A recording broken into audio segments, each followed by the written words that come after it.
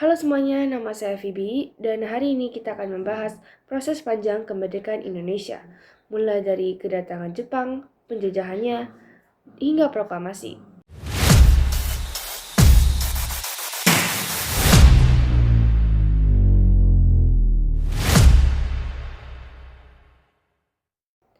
Oke, tahun 1942, Jepang tiba-tiba datang ke Indonesia menggantikan Belanda. Mereka mengklaim bahwa mereka ingin membebaskan Indonesia dari penjajahan Barat. Jepang datang ke Indonesia pada masa Perang Dunia II membawa slogan keren.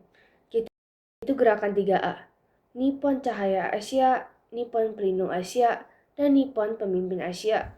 Banyak yang ketipu, kirain Jepang beneran mau bantu mereka. Ada rumusya, kerja paksa yang enggak manusiawi. Banyak yang meninggal karena kelaparan dan penyakit. Kekerasan dilakukan secara langsung dengan brutal, sering tanpa pengadilan seperti pemenggalan atau pemukulan di tempat. Dan penderitaan itu enggak cuma dialami sama pria loh.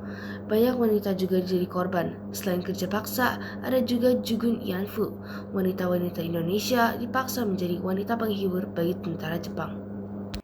Jepang gak cuma maksa kerja, mereka juga mengontrol semua aspek ekonomi. Hasil bumi kita diangkut buat kepentingan perang mereka. Media juga dikontrol ketat, semua berita harus pro-Jepang. Misalnya, Jepang mendirikan Kominka yang bertujuan untuk menyesuaikan budaya Indonesia dengan budaya Jepang. Tapi tahukah kamu, ini justru memberi ruang bagi pemuda Indonesia untuk melihat kebijakan Jepang yang tidak konsisten. Ada momen di mana Soekarno dan Hatta yang dulu dianggap sebagai sekedar kolaborator oleh sebagian orang, mulai bermain di luar batasan yang ditentukan Jepang. Mereka mulai merancang rencana untuk Indonesia setelah perang selesai, sebuah rahasia yang tidak banyak diketahui. Ini nih yang menarik, Jepang karena butuh bantuan perang membentuk organisasi semi-militer seperti Heiho, membantu prajurit Jepang, dan PETA, yaitu pembela tanah air. Mereka melatih pemuda Indonesia berbaris dan menggunakan senjata. Tahu nggak sih, latihan militer dari Jepang ini menjadi modal penting bagi perjuangan fisik setelah merdeka. Jadi, tanpa sadar, Jepang ikut melatih calon pejuang kita. Akhir perang makin dekat. Jepang mulai panik dan janjiin kemerdekaan.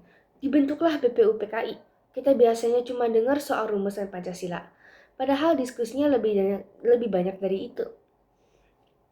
Sidang BPUPKI enggak cuma bahas ideologi. Mereka juga dapat panas soal batas wilayah negara kita nanti. Ada yang pengen seluruh bekas Hindia Belanda, ada yang enggak. Terus siapa aja yang menjadi warga negara? Keturunan Arab, Tionghoa, India, gimana statusnya? Siapa itu orang Indonesia? Sebelum Pancasila final, ada yang namanya Piagam Jakarta. Di situ ada klausul kewajiban menjalankan syariat Islam bagi pemeluk-pemeluknya. Ini sempat menjadi perdebatan sengit. Akhirnya, demi persatuan, klausul ini dihilangkan dan diganti menjadi sila Pancasila yang pertama, yaitu ketuhanan yang Maha Esa. Tanggal 6 dan 9 Agustus 1945, Amerika Serikat menjatuhkan bom atom di Hiroshima dan Nagasaki. Tanggal 14 Agustus, mereka nyerah tanpa syarat. Nah, disinilah momen krusial. Jepang udah nyerah, tapi sekutu belum pada datang ke Indonesia. Ada kekosongan kekuasaan. Ini kesempatan emas bagi kita. Nah, tapi secara internal, kita juga pecah. Ada golongan tua seperti Soekarno dan Hatta yang pengennya semua teratur ikutin PPKI. Ada juga golongan muda seperti Syahir dan kawan-kawan yang udah gak sabar, pengen mereka merdeka sekarang juga. Mereka enggak mau kemerdekaan ini kayak hadiah dari Jepang yang udah kalah. Akhirnya, golongan muda mengamankan Soekarno dan Hatta ke Rengas Dengklok. Bukan diculik yang jahat gitu ya, tapi lebih kayak, Bapak-bapak, kita harus ngobrol semua sekarang. Golongan muda yang udah merasakan pahitnya penjajahan Jepang dan mendengar kabar Jepang menyerah, pengen kemerdekaan diproklamasikan secepatnya. Mereka enggak mau kemerdekaan ini merupakan hadiah dari Jepang, tapi hasil perjuangan sendiri. Sementara golongan tua lebih hati-hati, takut ada provokasi dari pihak Jepang atau sekutu yang bisa berdarah-darah. Ini bukan cuma beda usia, tapi beda strategi perjuangan. Aksi Rengas Dengklok itu lebih dari sekedar memaksa Soekarno-Hatta. Golongan muda pengen memutus rantai pengaruh Jepang. Mereka enggak mau proklamasi ini terkesan diatur oleh Jepang yang udah kalah. Mereka pengen Indonesia merdeka atas inisiatif sendiri. Ini adalah bentuk radikalisme kaum muda yang mempunyai visi merdeka sepenuhnya.